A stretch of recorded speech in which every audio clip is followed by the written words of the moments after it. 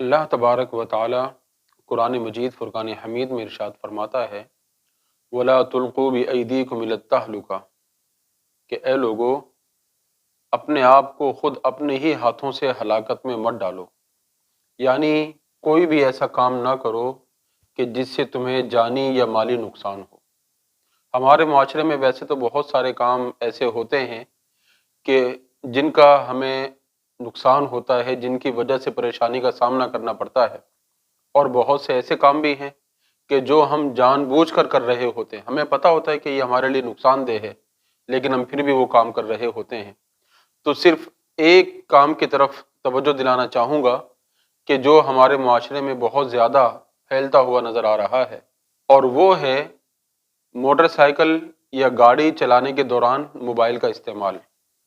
یہ بہت زیادہ عام ہو گیا ہے، چاہے کوئی کار چلا رہا ہو یا بائک چلا رہا ہو،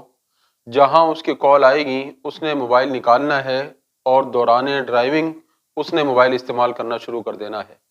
یہ جانتے ہوئے بھی کہ یہ کتنا خطرناک ہے، اس طرف توجہ نہیں کی جاتی، اور یہ نہیں سوچتے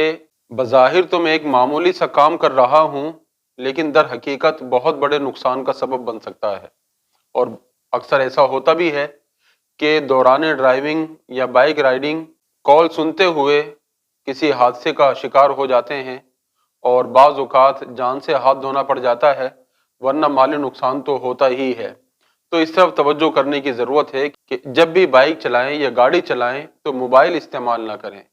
ہم یہ سوچ لیں کہ یہ بہت خطرناک چیز ہے۔ بہت سے احباب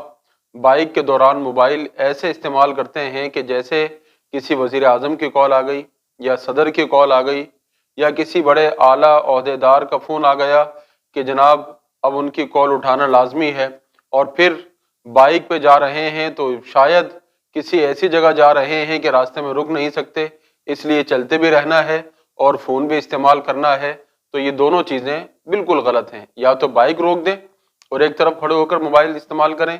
یا پھر یہ ہے کہ بائک چلائیں اور موبائل اگر بج رہا ہے تو اس کو بجنے دیں۔ ایسی غلطی نہ کریں کہ جس سے آپ کا نقصان ہو سکتا ہو یا آپ کے سامنے کوئی آ جائے اس کا نقصان ہو سکتا ہو۔ یہ ہمارے لیے بہت خطرناک صورت ہے۔ بہت سے احباب کو تو دیکھا کہ گلیاں تو گلیاں، مین چوراہوں پر، بڑی سڑکوں پر وہ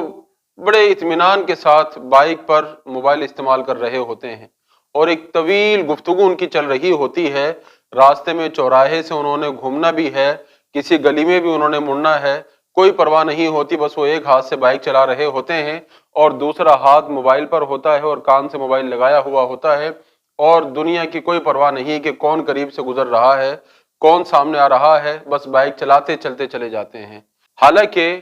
نہ تو کال کو اتنی ضروری ہوتی ہے کہ اسی وقت سنی جائے، اور نہ ہی بائک پر کہیں ایسی ضروری جگہ جانا ہوتا ہے کہ اگر لیٹ ہو گئے تو مسئلہ بن جائے گا۔ دونوں کام بڑے آسان ہوتے ہیں کہ یا تو بائک روک دیں یا پھر کال نہ اٹھائیں۔ بڑی پیاری بات کسی نے ایک لطیفے کی صورت میں سمجھائی کہ ایک شخص کار میں جا رہا تھا، سامنے ریلوے پھاٹک آ گیا، وہ رک گیا، تو کیا دیکھا کہ ایک دوسرا شخص سائیکل پر آیا اور اس نے پھاٹک بند دیکھا، سائیکل سے نیچے اترا اور پھاٹک کے نیچے سے اپنی سائیکل بھی جھکائی اور وہ پھاٹک کراس کر کے چلا گیا۔ اب یہ کار والا شخص اس کو دیکھ کر حیرت میں پڑ گیا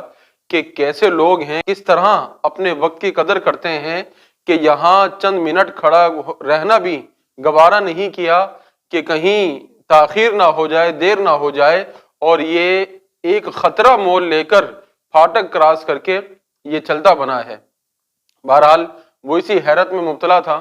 پھاٹک کھل گیا اور یہ شخص گاڑی سٹارٹ کر کے جب آگے بڑھا تو تھوڑی دور جا کر دیکھا کہ ایک بندر کا تماشا ہو رہا ہے، اور وہی سائیکل والا شخص کہ جو اپنی جان خطرے میں ڈال کر پھاٹک کراس کر کے آیا تھا، وہ آگے جا کر اس بندر کا تماشا دیکھ رہا ہے۔ تو ہم میں سے بہت سے لوگوں کی بھی معذرت کے ساتھ یہی مثال ہوتی ہے کہ نہ تو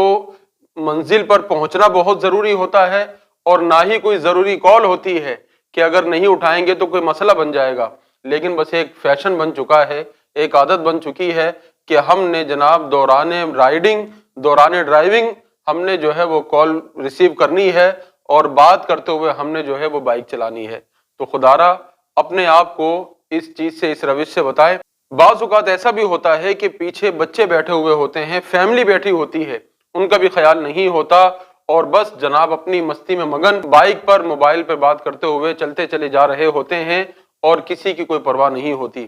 تو ایسے ہی لوگوں کے بارے میں قرآن مجید میں اللہ تعالیٰ نے فرمایا وَلَا تُلْقُوا بِأَيْدِيكُمْ إِلَى التَّهْلُكَةِ کہ تم اپنے آپ کو خود اپنے ہی ہاتھوں سے ہلاکت میں نہ ڈالو۔ تو لہٰذا ہمیں احتیاط کی ضرورت ہے،